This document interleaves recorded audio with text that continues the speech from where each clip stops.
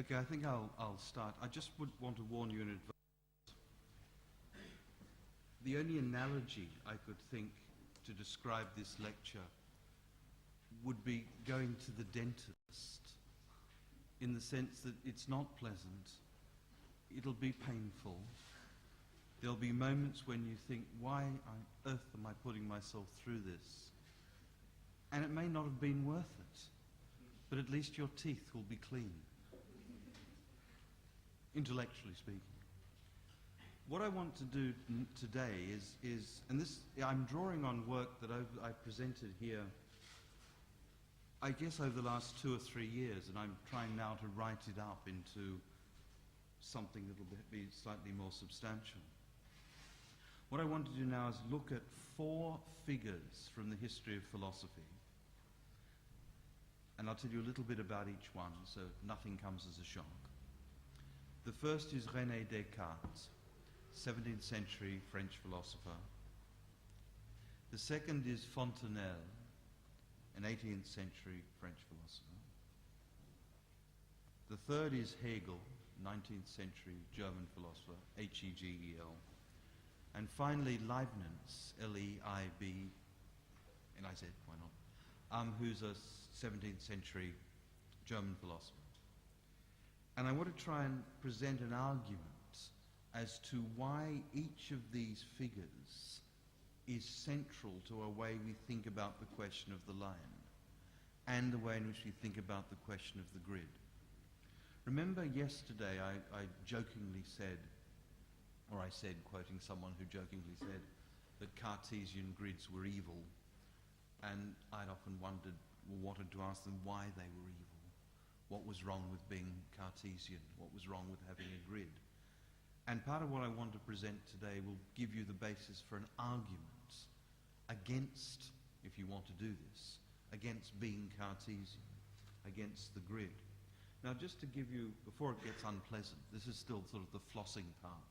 The nurse is there, but you're swishing around the pink liquid. The dentist is yet to come into the room, so it's still quite bearable. So remember that when it ceases to be bearable. You know that bit when the dentist walks in, you think, oh, it now starts? It hasn't started yet. We're just, skirting around it.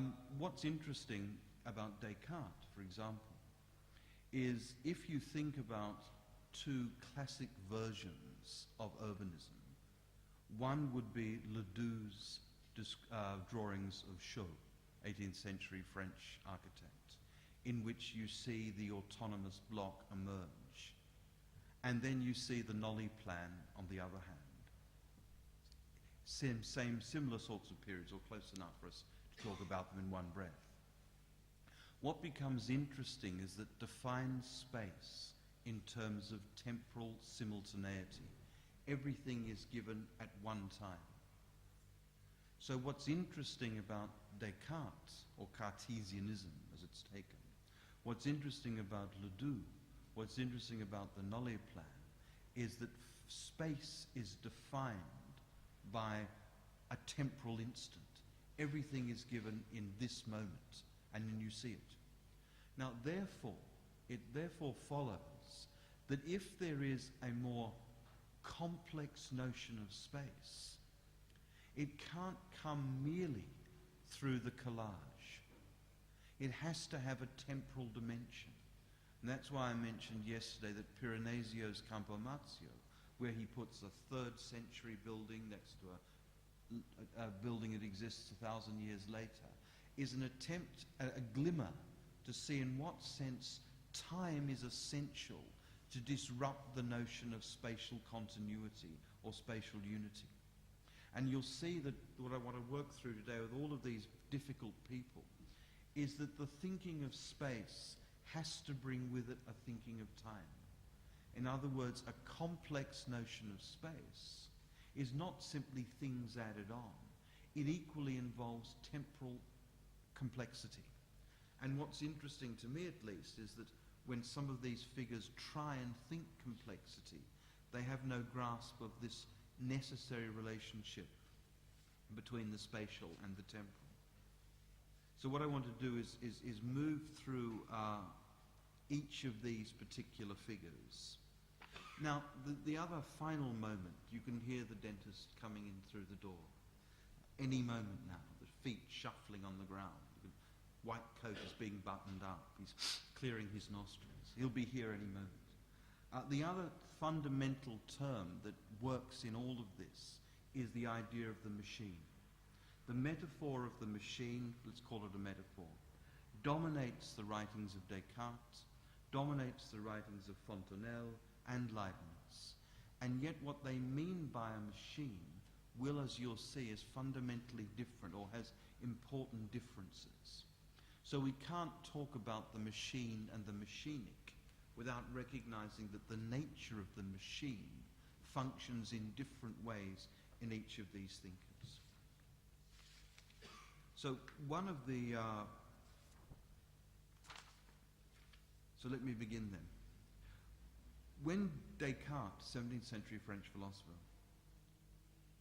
pursues the question of the body in his writings, he talks of the body as a machine, and he describes it as such. And indeed, what is fundamental is the posing of the problem of, if I could build a machine that was identical to a human person in every way, why would that not be the same as a human person? It's sort of the Blade Runner problem, avant la lettre.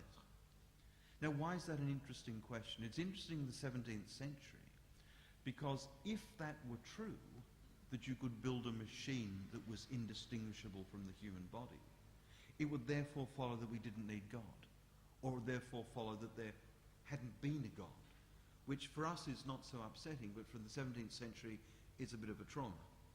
So what then is introduced in order to overcome that is the concept of the soul.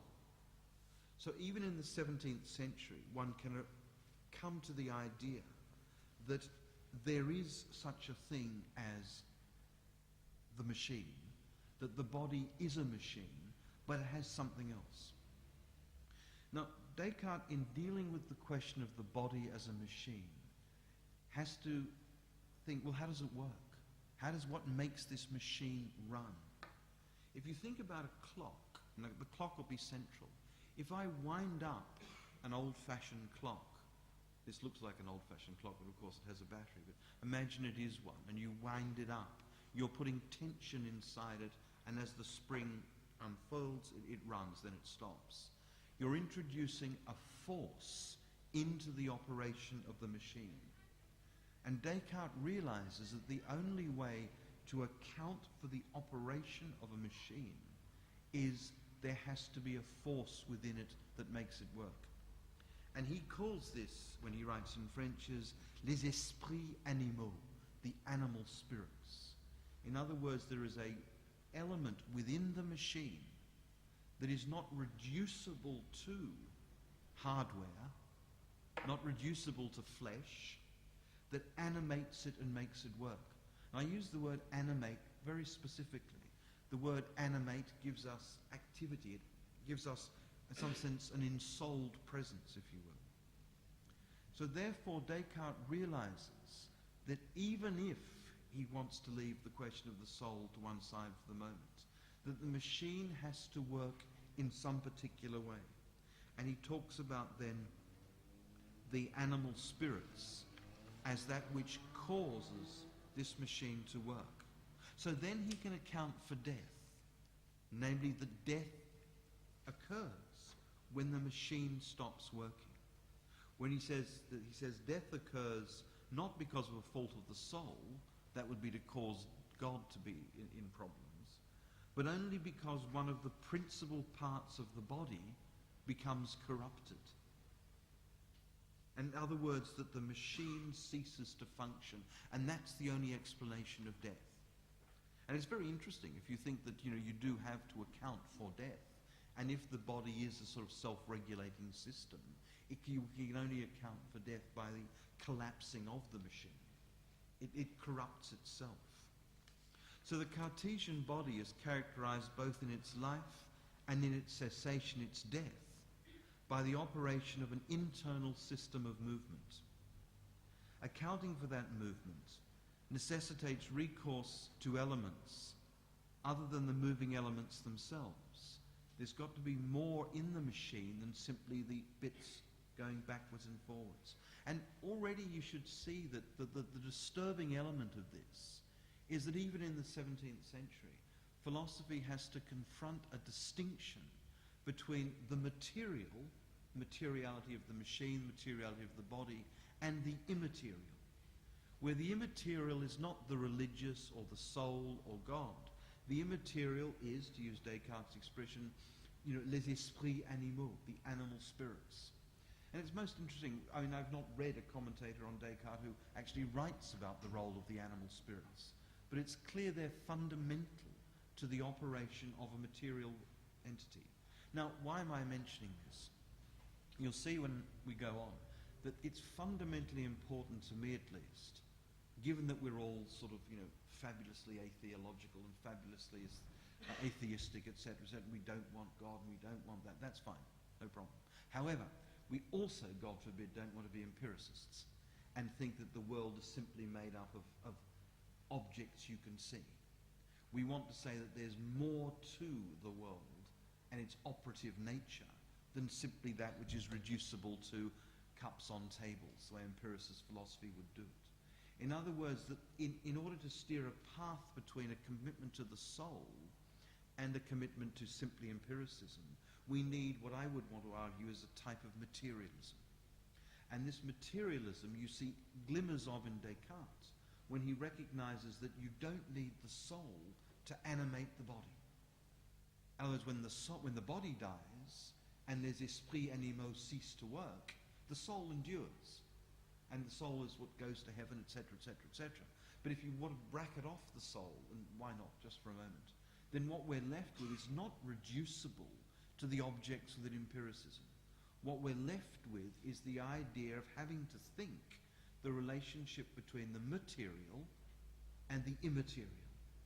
And that, to my mind, I'll try and argue this in more detail, is the basis of a materialist thinking of objects. I'll try and say next week, not next week, tomorrow, that the other obvious materialist thinker in this regard is Freud. When Freud wants to have an economic model of the unconscious, he knows that you need, in order to account for manifest things, you need a dynamic immaterial force. And that's why he has an economic model. So there's something very interesting for us, at least, in wanting to understand how, even in the 17th century, there is this relationship between the material and the immaterial. Now, let's make it more complicated. Now, standing in contradistinction to both the body and these animal spirits, taken together, is what Descartes identifies as the soul. It should be noted that the recovery of an implicit materialism in Descartes would have to focus, as I'm trying to indicate, on the interplay of these spirits, these animating forces, and bodily activity. Now, therefore, for Descartes, what is a machine?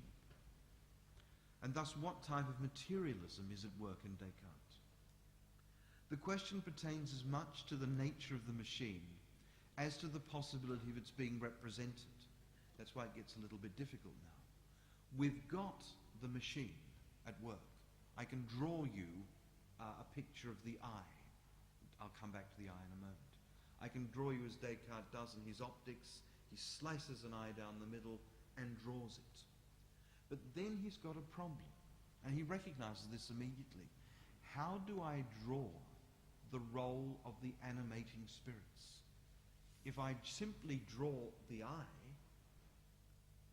in outline, then I'm simply drawing the machine without its animating quality.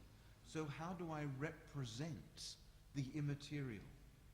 Now, if you go back to what I was trying to say last night, this is already the problem that we confront with the flickering screen, is the relationship between the material and the immaterial. The relationship between what's on the screen and a notion of potential. And potential must already be immaterial, otherwise it would have been realized and therefore have become material. So Descartes, when writing his optics in the late 17th century, has the problem of how to describe the animating spirits. And what he does is he draws the eye, and I can't draw, so I won't try. I don't believe in images, so you have to imagine it. Imagine you've got an eye, slice it in half, and then just draw the outline of that rather nice curved surface. And then next to the surface I draw an arrow, a line rather, and put little arrows showing this is the light coming into the eye and the image flips round. Okay. And that's the operation of sight. In the 17th century we were very good on sight. They understood it without a problem. But Descartes' wrestling with the thing of how to describe this activity. And in the end this becomes the problem. That in trying to represent it all at one go, all he can ever do is write in animating spirits, or write in this is light moving in. In other words, he can only give you the dynamic by stilling it, by turning it into something that it's not. So he's wrestling with the problem of how to represent the dynamic. Now, the reason why this becomes interesting for us is that Descartes is committed to a theory of representation. And representation is not a bad thing or a good thing. It's just, as I said last night, it's just a thing, completely devoid of a moral universe. It just is. But Descartes believes fundamentally in a notion of representation as determining truth and determining knowledge. In one of his seminal texts, the thing called the Discourse on Method, he says, and I quote, "There's only one truth about each thing. Whoever knows it knows as much about that thing as can be known. Once you know it, you represent it." In other words, there's a state of affairs that can be known and known completely. And I can tell you what that is, and therefore the signifier and the signified are coextensive. That the knowledge is created and exhausted in one fell swoop. So Descartes is committed, and I won't go into the chapter and verse of this, Descartes is committed to a notion of knowledge and based on the structure of representation. That's the way it operates. So he's got to be able to represent what there is. If he couldn't represent what there is, the very structure of his argument collapses. So this is you can begin to see how the tension emerges. He develops an idea of what he calls clear and distinct perception. Clear and distinct perception is to perceive something as it is absolutely. Once seen, it can be represented as such. So clear and distinct perception is the perception of knowledge. It's not simply physical perception, it's the perception of knowledge. So it's the object is exhausted, and in being exhausted can be represented by a sign. That's why when we read a sign, we know exactly what it says.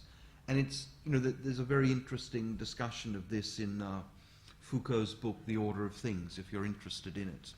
But the key text that in order to really understand this is a text which you don't have to read for a second, written by 17th century logicians, two Jesuits called Arnaud and Nicole, who wrote a book called The Port Royal Logic, in which they took Cartesianism to the absolute limit in developing their concept of the sign, where the signifier and the signified were completely closed one on the other.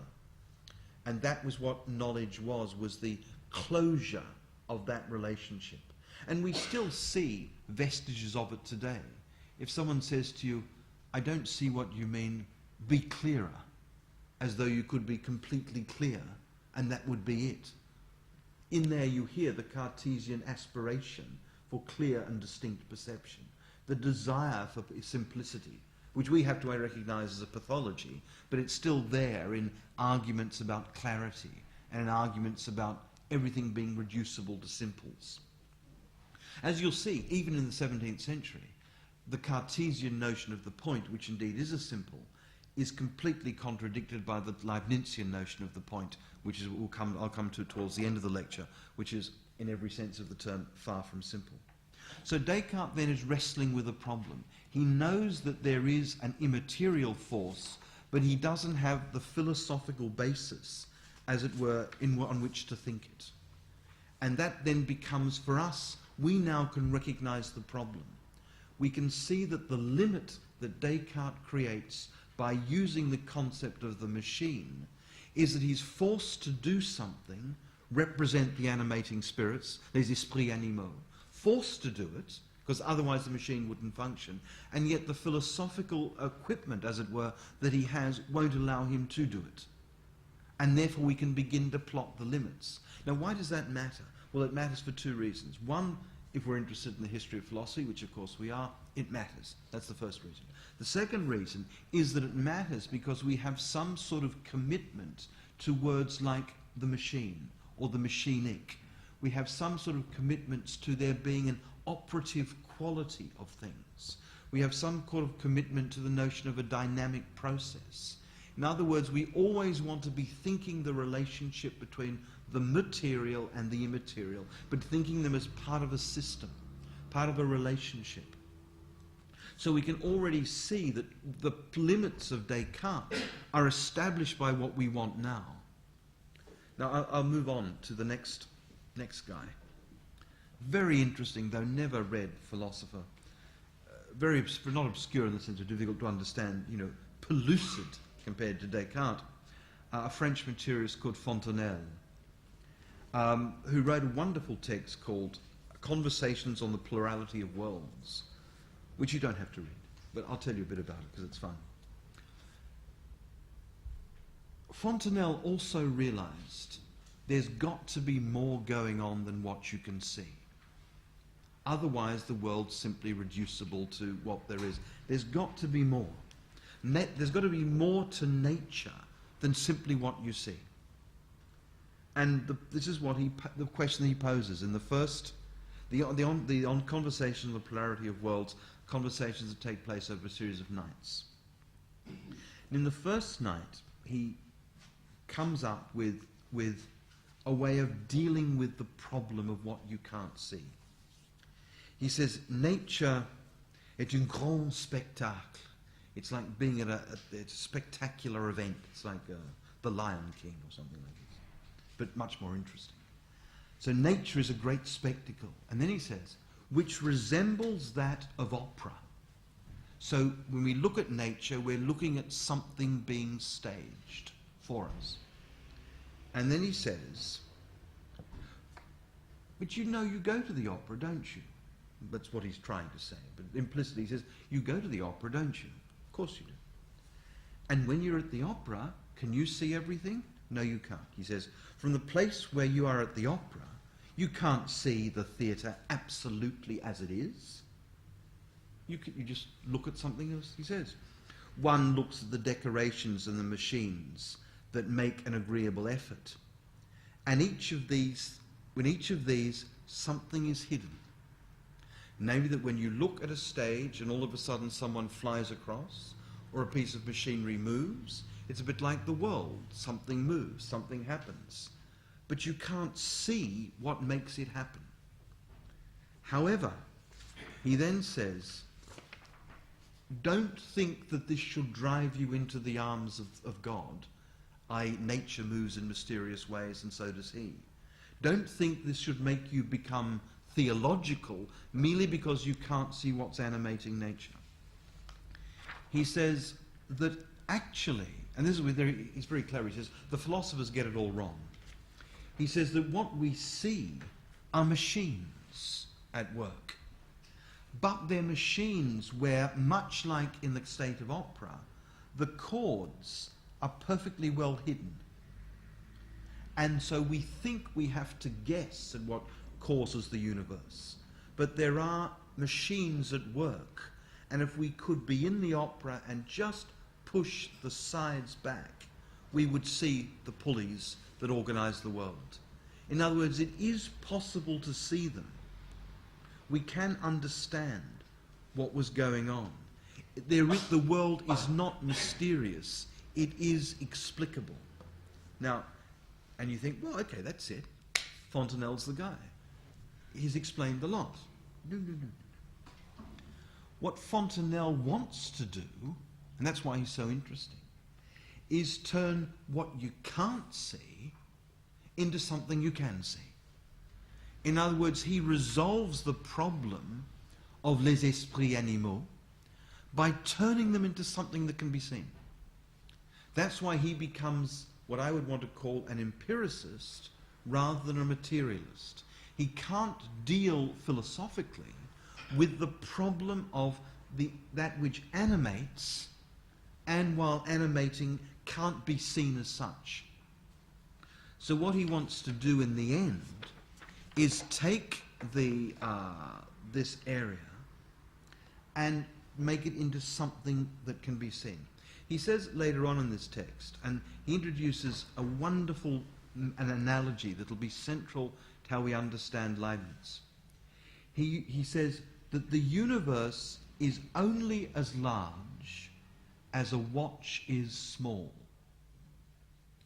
and that everything takes place there and is regulated by movements which depend on the arrangement of parts.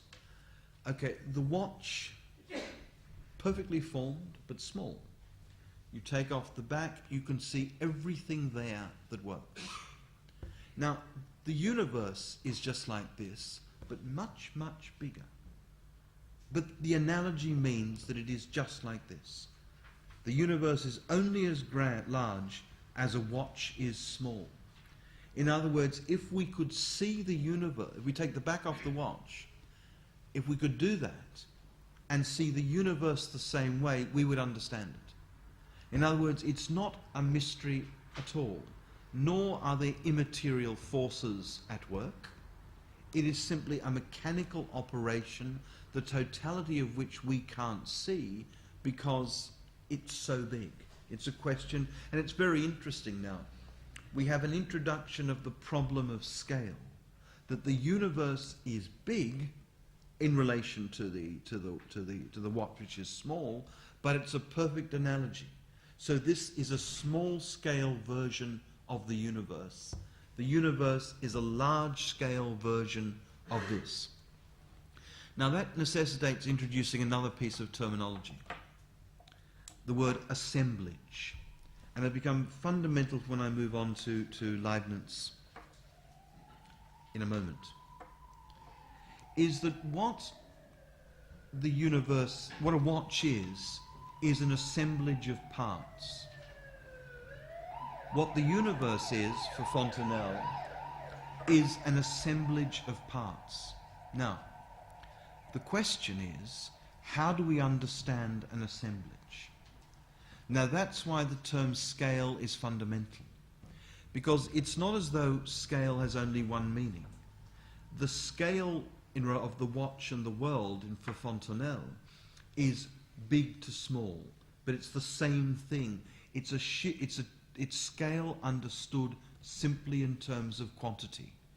Though you move from the big to the little, little to the big, and all you have is a quantitative shift. That's why you can understand the world as a watch. That's why it works as an analogy.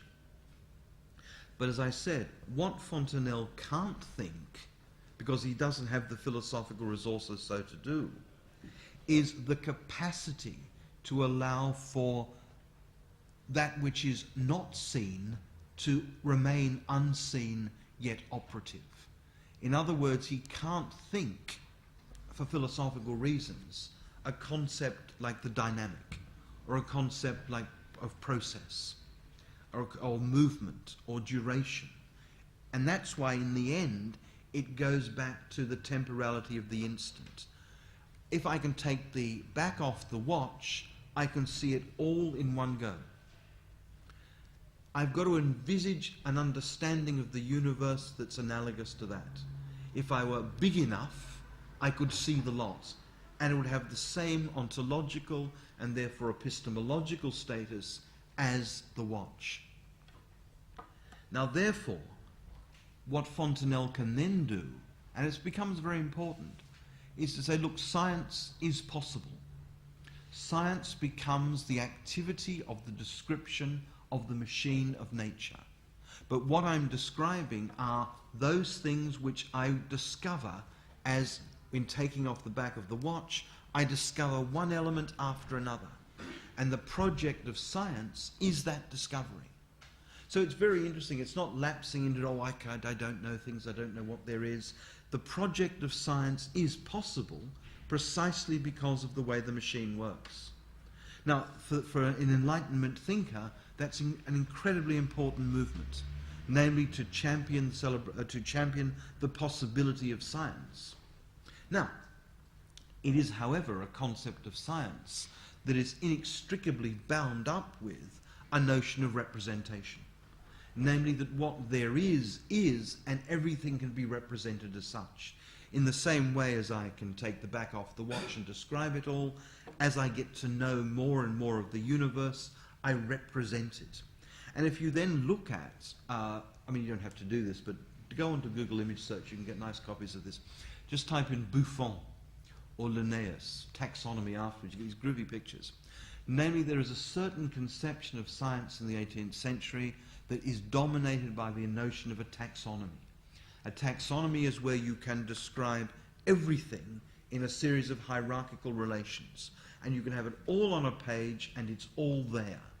It gives you the structure. It's worth knowing this. It gives you the structure of the museum at the Jardin des Plantes in Paris. So architecturally, taxonomy is, and the interior displays especially, the architectural thinking relation to taxonomy dominates how the 18th century operates. You can see it in part in Ledoux, when Ledoux wants to have the autonomous block, everything laid out where scale varies in relation to the block. It's a conception driven again by a sort of urbanistic taxonomy, as it were. Now, therefore, once I have a taxonomy, I can represent the totality of what there is. Now, therefore, we can see that when comparing Descartes, who is driven to recognize there are immaterial forces but doesn't know how to represent them, we now have Fontanelle, who has to exclude the possibility of a dynamic process because his conception he's not driven to pose the problem of the dynamic. While Descartes recognizes the dynamic and can't represent it, Fontanelle, on the other hand, cannot allow for it to emerge as a possibility. And therefore, what he cannot allow for is the possibility of there being something that would interrupt the taxonomy. Namely, he can't unthink a notion of adaptation. What is so interesting about the notion of adaptation, which we get fundamentally from Darwin, is that if I insert something in a system, the system adapts because of something inserted in it. It's the very basis of an ecological thinking. But if it's a machine, how can it have a notion of adaptation linked to it? And yet adaptation is an inevitability. And that's what Darwin will discover 100 years after Fontanelle writes. So there's a lot more that one could say about this relationship between Fontanelle and Descartes, but you can see how we're setting up a 17th century and 18th century thinker who wrestle with precisely the problems that we wrestle with, namely representation, dynamic systems, etc., but in pushing them, we can begin to see that something else emerges. Now, this is the truly unpleasant bit, okay? The Novocaine is yet to take in, and you can feel the drill, you know that moment? And you want it to numb out, but it won't. And the dentist says, this doesn't hurt, does it? And when your mouth has a fist in it, you can't say, yes, it does. Okay, this is the Hegel bit, so it won't take long. Be over before it starts. Thank you. Sorry. Now, space.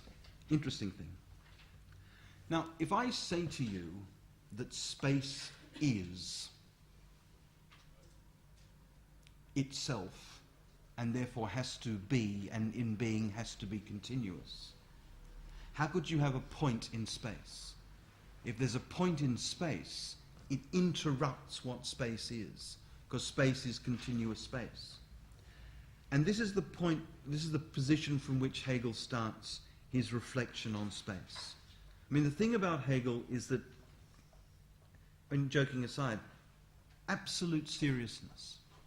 If space is necessarily undifferentiated, because that's what the concept space must be, there must be just space, how could there be such a thing as a point in space? I mean, just if you pause just for a moment. I mean, I've always argued that one of the nice things that architecture teaches you, and this is what Hegel both knows and doesn't know, is there isn't such a thing as space. That what walls do, for example, is create space. But Hegel doesn't think that. He thinks there is such a thing as space. It's just a given.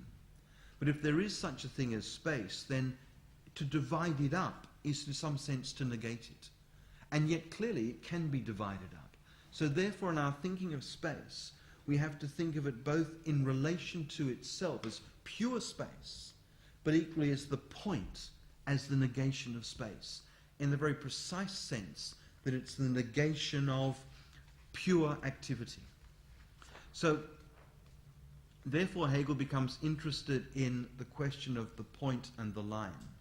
Now if there's a point, what is a line?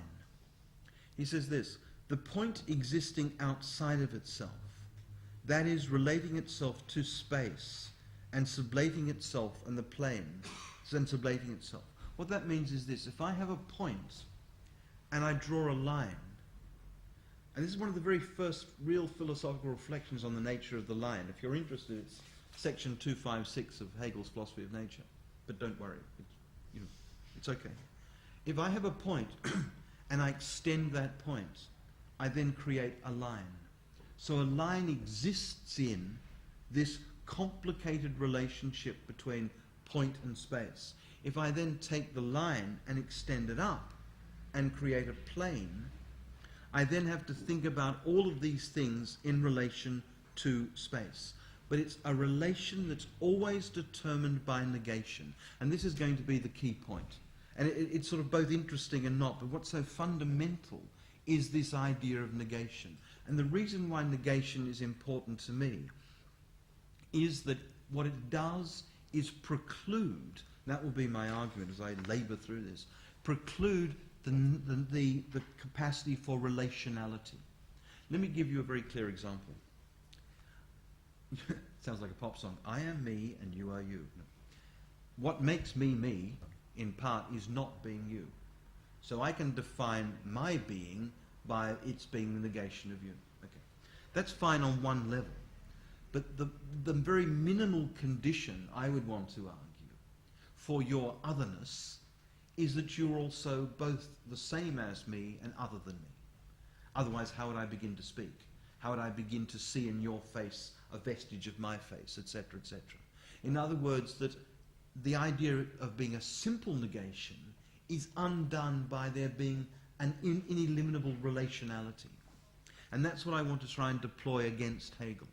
I want to argue that while he's right on a strictly logical level to see the point as the negation of space, and the line as the negation of the point, etc., etc., to insist on the structure of negation, which would be to take it, the whole thing, absolutely seriously, overcomes or eliminates the problem of relationality. And if we have the question of relationality, then our philosophical or theoretical project is trying to work out how we think relationality that's always already there. Just to lapse into Latin for a little minute, it's ab initio. From the very beginning, always there is a relation. Now, why is that interesting, you ask yourselves? Well, for the following reason. What's the nature of the relation we have to think about? Now, if you're Fontanelle, it's the relationship between what I see and what I don't see. What I don't see, I can come to see. That's the relation I have to think about. That's the relation that drives the project of science. If I'm Descartes, the relation I have to think about is the animating spirits, les esprits animaux, and the body. That's the relation I have to think about. But it's a relation that is always already there. So part of the philosophical project, or the theoretical project, is to work out how one thinks relation. Now, the virtue of taking Descartes and Fontanelle is that the relation that they pose are two different senses of relation. So we can't generalize or abstract or assume that relationality has any notion of there being one form of a relation. There are different ways of thinking relation. Now, Hegel thinks relation by negation. The only way in which I can come into relationship to you is by my not being you. The only way I can have a point in space is by the point not being space. If you think about it, if it was the space, then it wouldn't be a point, it would be space. If I were not the negation of you, then God forbid I would be you, or you me, more frightening. Well, we don't want that, how could we? So therefore, what we have to have is negation. We have to separate ourselves through the act of negation. However, what that can't do is think relationality. And it's very interesting, when poor old Hegel then, in wrestling with this, has to deal with time. He says, look, time is very interesting. It's pure becoming. It's pure becoming, movement. The German word is werden. The unfolding is pure becoming. He said it's much like the self. The self is continually realizing itself.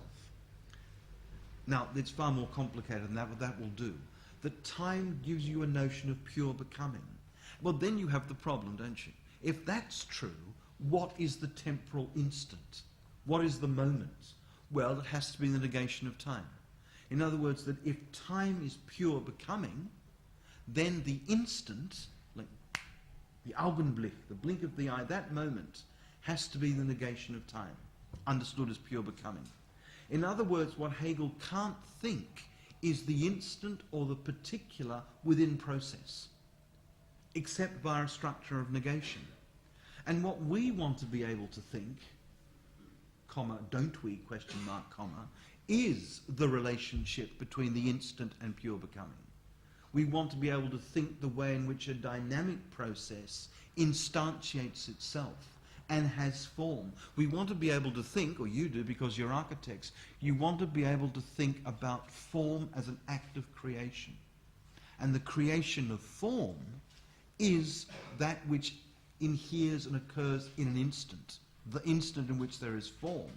However, it's the process has to be understood as leading to and as part of the creation of form.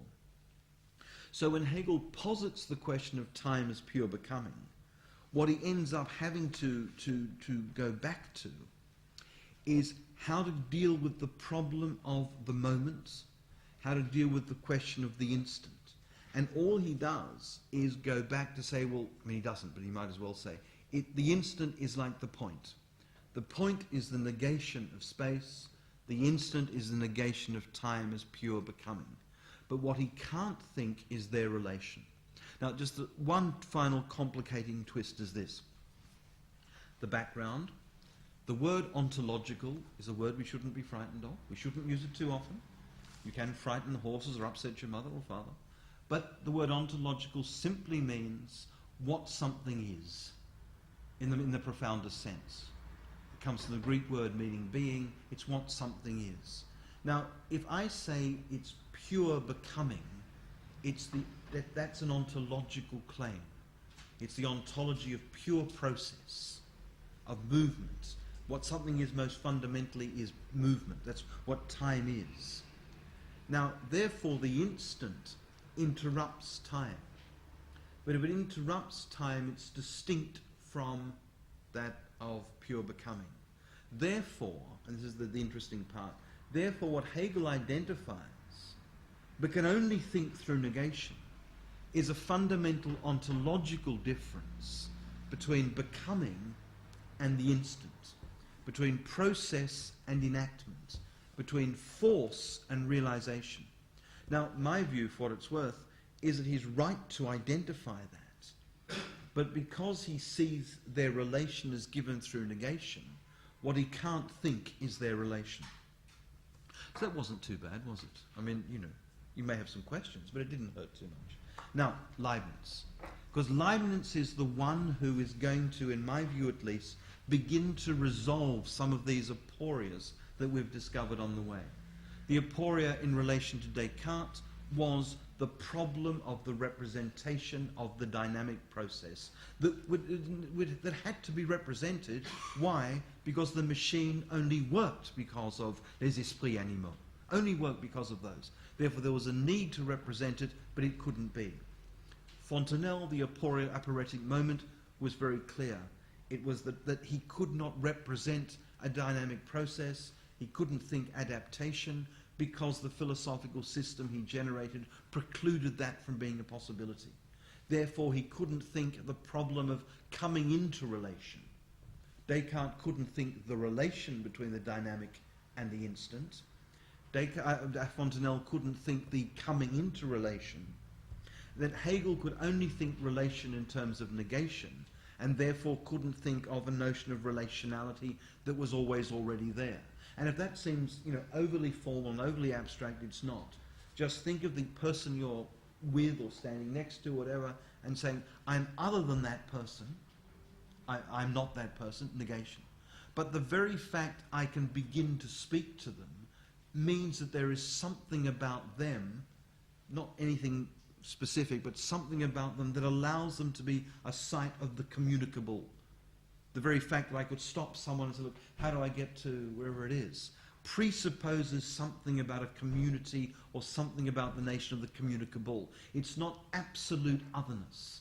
It's an otherness built on the concept of an ineliminable and foundational relationality. But we have to think the two.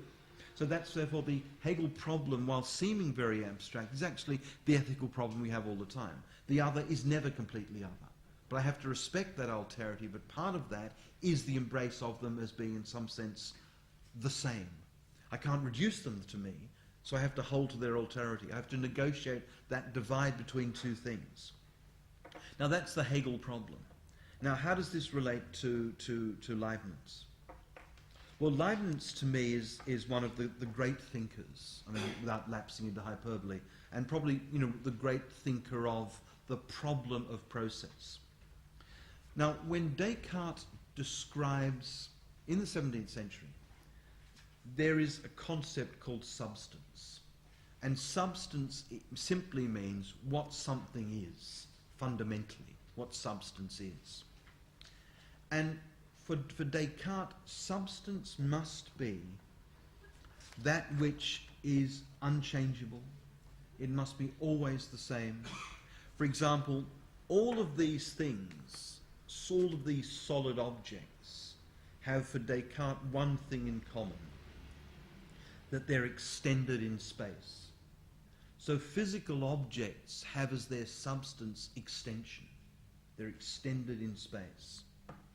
So we can begin to, there's a universal quality to substance, but that quality must be unchangeable. Now, one of the great debates in the history of philosophy is over this very point.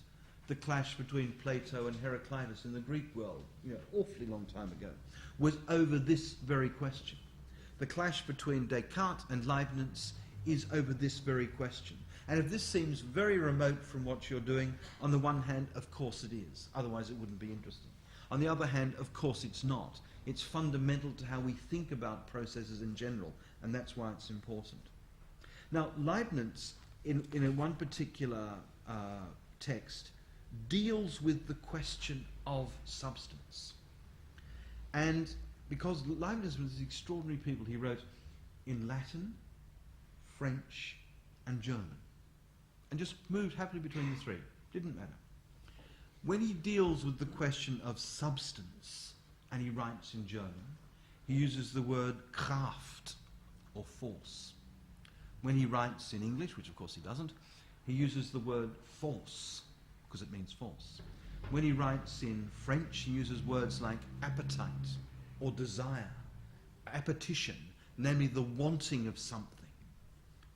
All of these terms indicate that there is a dynamic process. But then it becomes more interesting. In a text he writes in 1714, he says the following. He says, substance, this fundamental entity, he says, is a being, un être. Then he says, capable d'action, capable of action. In other words, into the static is introduced another quality, the dynamic. But it's more than that. It's capable of action. Now here's a word which, if you've been to my lectures before, you know my obsession with this word. You can find it in the very, very, very, very large Oxford English Dictionary. That's the only place you can find it.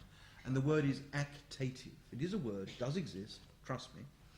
with the way that locative pertains to location, actative pertains to action. So something can have an actative quality. Namely, it's not acting yet, but it has it's the capacity for action. Now that's precisely what substance has. It has an actative quality. Now, this then becomes interesting. So, in dealing with the question of the clock, because the clock now has to return, the clock, the machine being our fundamental organizing metaphor, Leibniz wants to distinguish between what he calls a genuine unity, his words, and an assemblage, his word. He says that a clock is only an assemblage of parts. And because an assemblage of parts, it's not a real unity. Now, what on earth does that mean? What on earth does it mean to counterpose a real unity to something that clearly is a unity, an assemblage of parts? Well, the answer is this. The assemblage of parts is done. It's static. It's fixed. It's over. It can be represented. It's, even though this is prior to all the other texts, it's the 18th century taxonomy. That's the assemblage of parts. Now, for Leibniz, that's not a real unity. And what could that possibly mean? Well, what is a point? A point for Descartes is like the axiom. It couldn't be simpler in the proper sense of the word simple. It's irreducible to anything else. It's the point of departure. That's what a point is. It's an absolute simple. Therefore, if we want a notion of complexity, we add one more thing. If I can reduce everything down to a single unity, complexity is the addition of yet more things to an original unity. Descartes. What does Leibniz say? Leibniz has this extraordinary idea that within a unity, what makes it a unity is an ineliminable multiplicity. And therefore he has this notion of multiplicity in unity. Now, without making this a numbing lecture on Leibniz, I just want to spend some time worrying about the notion of a multiplicity in unity. When Leibniz defines the point, as I said last night, he says the point is the moment, the place, where there can be a concurrence of an infinite number of lines. In other words, that the point in the abstract is that. However, if I give specificity to a point, if I say it's that point, what I've done is take the infinite as the precondition for the finite. In other words, I've taken original complexity as the possibility of something simple. Now, any of you who ever used a computer and done an animation and done a deformation know that when you have something simple, it's that line is the line I want. It's only that because it could have been an infinite number of other lines. And it's, in other words, you don't start from a simple and add on to the simple. The simple is the after effect of a process. It could be the result of a decision, but it's the after effect of a process. Now, if you think that's difficult to understand, the example I always use is this. You're in your car, you're driving, and there's a red light. What do? Well, you're a good citizen, so you stop. But you could have done, potentially, an infinite number of other things. You could have driven through it. You could have avoided it. You could have done all sorts of other things. In other words, we seem to think everything is rule-governed, there's only one thing to do. It's not. Every one thing is the consequence of there could have been an infinite number of other things, potentially. So any notion of the finite, be it in terms of stopping at red lights or in geometries, is always the consequence of an infinite of possibilities. Now, the reason, therefore, why for Leibniz the clock is not a true unity is that it's not the site of an infinite set of potentialities. And therefore, we have to, if we were going to take Leibniz seriously, begin to think of a notion of unity as a locus of infinite potentiality. And that's what becomes the complicated part. Now, therefore, if we're Leibniz, we have to rethink the concept of the machine. We have to think the concept of the machine outside of that which is simply reducible to its parts, and that therefore could not be a multitude. In fact, he says this in one of the texts that I want to quote. He says, all machines suppose some substances in the piece of which they are made, and there is not a multitude without true unities. In order to be brief, I take for an axiom this proposition that identity is only ever a site of diversity. Extraordinary claim. That we usually think that identity is something specific. And then if you want something else, it's like this. You have a person. Imagine someone came in and they stood on that, just to imagine this. They stood on that table naked, just for a moment. And then you gave them a blue shirt. So it'd be a person with a blue shirt. And then they thought, well, they need a hat.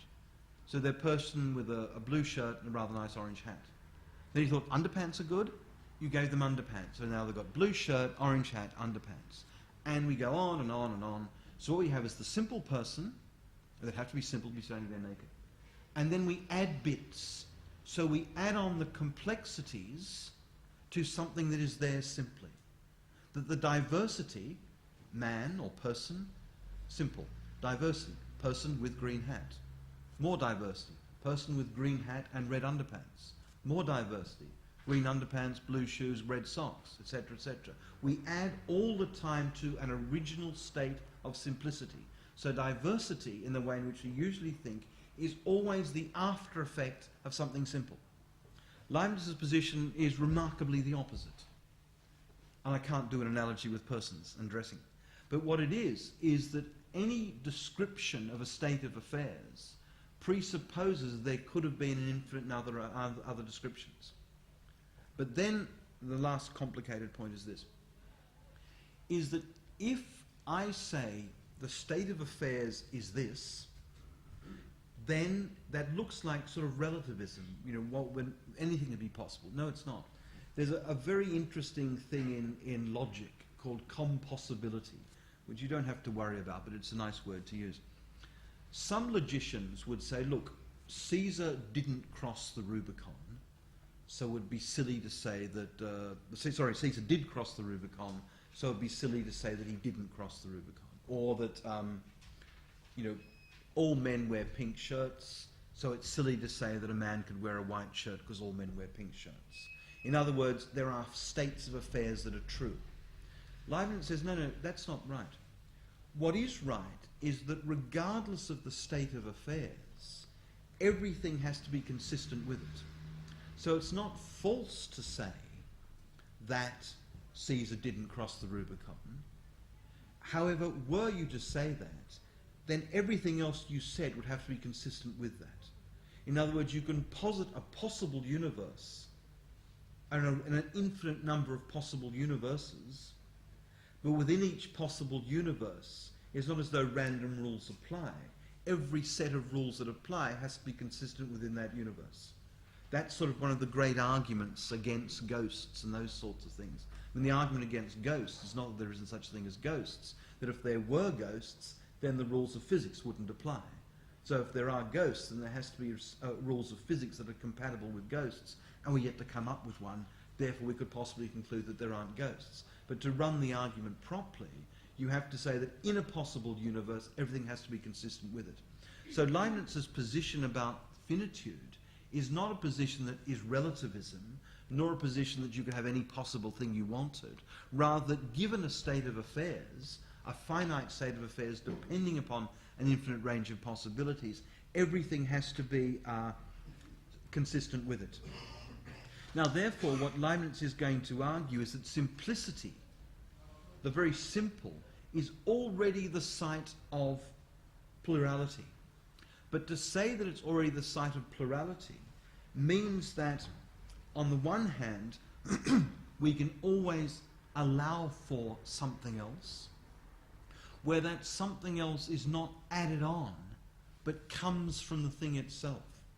In other words, it's part of the algorithm that can freeze at one particular point and unfold at another. If you take the notion of fractal geometry, the relativist would say, in that case, we could never have a map of a coastline, because if it unfolds forever, then how could you ever have a map? Well, you do have a map. You do have a finite line, but that finite line, by definition, presupposes an infinite number of other possibilities. But they're not an infinite series of possibilities that are speculative, that you just make up. The fractal would unfold and unfold and unfold and unfold ad infinitum. At any moment, it can be the coastline. At all moments, it's the coastline. But one particular version and another particular version are not a contradiction to each other, but things would have to act consistently, one in relation to the other. However, every time you modify it, the capacity to do so comes from the system itself. It's much like thinking of a notion of adaptation or ecology.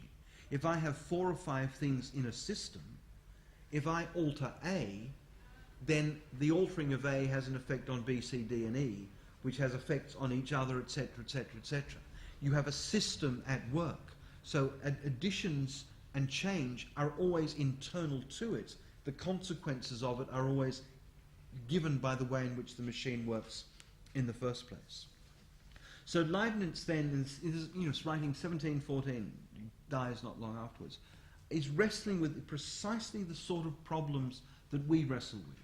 Namely, that how can we think of a notion of the finite, a notion of the point, that doesn't involve negation, that allows us to think relationality, and that allows us to think, and this is the final point I want to make, allows us to think ontological difference through relation. Now, this may seem like something an architect shouldn't have to worry about, and probably quite rightly it isn't, but let's worry about it for 5 minutes. What becomes interesting in the unfolding of a system is that when you freeze it and stop it, and you have to ask yourself, what is the status of that image that I see? What is it that I see?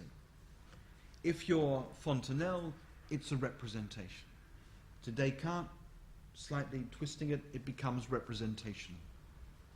If you think in terms of dynamic systems, that what you see when you see the line is, or you see the point, to run it through strictly through Leibniz for a moment, what you see is a finite state of affairs that's the consequence of an infinite range of possibilities.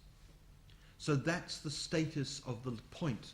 If Leibniz were here and we had a drawing and I showed him a point, and I said, Gottfried, what do you see? He'd say, that's the place where there's a concurrence of an infinite number of lines.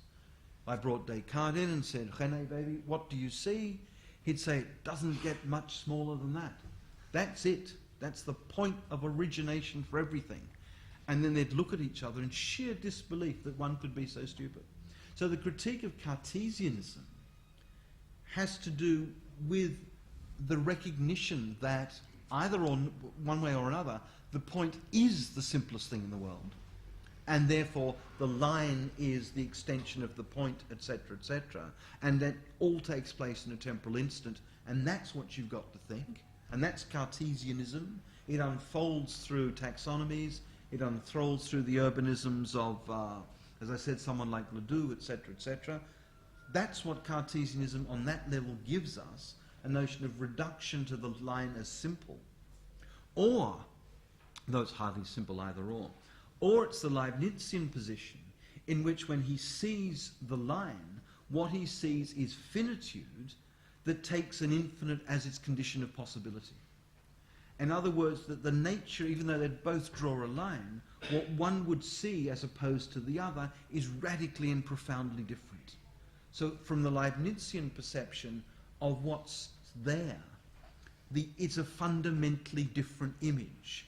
More interestingly, it's an image that cannot be thought to follow Leibniz absolutely strictly, it's an image that cannot be thought within the structure of representation as representation is given by Descartes strictly, or notions of taxonomy in the 18th century more expansively.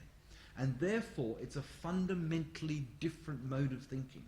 Now, we are, in my view, and I give you my view, still wrestle with this question of how it is we can talk about dynamic systems, how it is that we can talk about the operative understood as a drawing.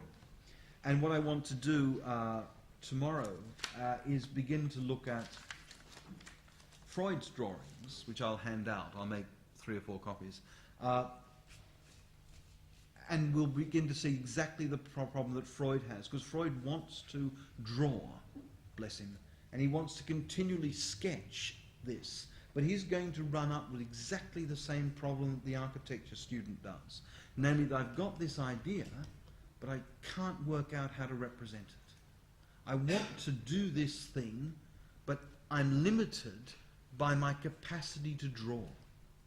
I'm limited by my capacity to draw lines. And that, indeed, I'm going to try and argue by going through this drawing and some texts by Freud, is the problem that you could argue, you could imagine, that Freud wrestles with. I guess that wasn't too bad. So what I tried to do today, while we met, was to run through a series of difficult philosophical texts to try and indicate to you that actually the issues that we confront about the nature of representation, the question of drawing, the question of the not able to see something that yet must be there, has perennially plagued the history of philosophy. I won't say from the very beginning, because that's always slightly apocalyptic, but at least from the 17th century. At least from the 17th century, the problem of the animate and the dynamic and process has always been there. And it's always been limited, we've been limited in relation to it, by worrying about how best to represent it. Now, on one level, that looks like it's simply a question of the capacity to draw and create figures. And on one level, it is. But on another level, and these things are not separate, more profoundly in my view, it attests to the problem of thinking. Namely, it's not enough to say that Descartes couldn't couldn't conceive of what the animal spirits were. There was a limitation in the thinking itself. A limitation we discover retrospectively, but it's there. It's not as though Fontanelle didn't deal with the problem of what couldn't be seen, but his very answer to the problem of what couldn't be seen ends up with him being committed to the impossibility of thinking adaptation. Why? Because he can't think potential. He can't think it because there is no way within his system of representing a dynamic process or potentiality. So there's a limitation in the thinking. In the case of Hegel, the limitation in the thinking was that relationality is only thought through negation. And I tried to indicate why I thought there were limitations to that as a mode of thinking, but also we can't escape the insistent need, both ethically and architecturally, to think in eliminable relationality. Therefore, the limitation is in the thinking. And once you discover a limitation in thinking, there is then a call on us, as it were, to think. I mean, if there wasn't a limitation, you wouldn't have to worry. What I was trying to say at Leibniz, not that I think that Leibniz is the answer, because that would be foolish, and I don't want to make claims like that. But what Leibniz gives us is intimations on how to begin to think these sorts of questions, how to begin to wrestle with the fact that becoming is the ontological condition in which we operate, that finitude, the point, the line, the decision is ineliminable, but we've got to be able to think the relationship between them. But once we do that, then we confront the question of the image. Namely, if I show you an image, how do I understand it? What concepts and categories do I bring to understand it? If I think the world is simply given and static and represented as such, then the image means one thing. If, on the other hand, I think the image is always already in a process and always already moving, then the image has a completely different quality. And you have to be, as it were, responsible when you make claims about what an image is. Your architects, when you show someone something, what are you showing them? That's an image. What's the status of this as an image? Now, there are clearly pragmatic arguments to this that I'm not interested in, but the more profound arguments have to do with the status and the role of the image in architecture.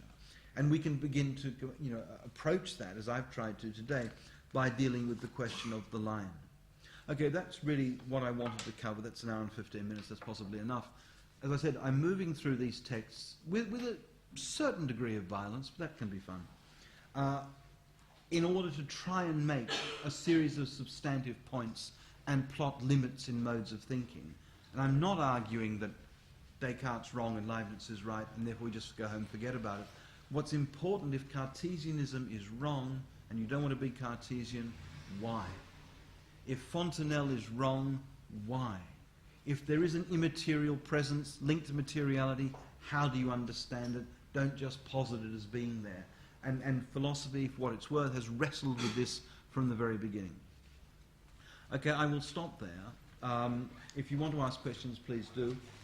Though I don't want to spend hours debating finite, recherche points in 17th and 18th century philosophy, unless you're really into it, and you're possibly not. But as I said, tomorrow I will hand out the Freud drawings, so you've got something to take home, and we'll take those through. So, are there any questions? Close it down successfully. Sure, Brian, yes? Why did you reject, near the start, why did you reject collage in relation to the instant of the map? Well, no, but the reason why I think that, I want to, as you know, I want to retain the notion of collage, but not view it as spatial. In other words, that collage, and that's what the Piranesi was all about. That's why Eisenman is so interested in it. What that collage does is that it can't be reduced to a series of spatial relations without recognizing that what spatial relations mark out are disjunctive temporal relations. So as an argument about mapping, it's an argument about the way in which what you see in this particular map, in a collaged map, is either mere spatial. If you took Schwitter's to be a map, you could argue that all you see are simultaneous elements laid over one another on a sheet and stuck on a wall, and what you see are spatially disjunctive elements. One point. Now, I'm wanting to argue is that that's fine, there's no problem with that. But what becomes more interesting is the possibility of thinking the co-presence of the spatial and the temporally disjunctive. So I was not being critical of collage, except to the extent that the collage metaphor operates in terms of spatial disjunction and not temporal disjunction as well. Now, there's like 4-hour lecture that takes place after that, but that would be the answer. And what becomes interesting is the mapping of temporal disjunction, and as opposed to mere spatial disjunction. So there's an argument against a certain version of deconstruction, which says you simply deconstruct the elements that make up spatial unity by introducing a notion of collage. And I think that simply forgets that forgets that implicit in the grid is, for example, a notion of temporality. And it's a temporality of simultaneity. And I think one of the problems of Delirious New York, you could begin to approach in precisely that way. The way in which the problem of the grid is always approached spatially without recognizing that it's equally a temporal state of affairs.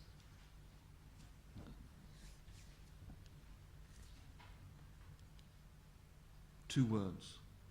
White wine. I think that's enough. Huh?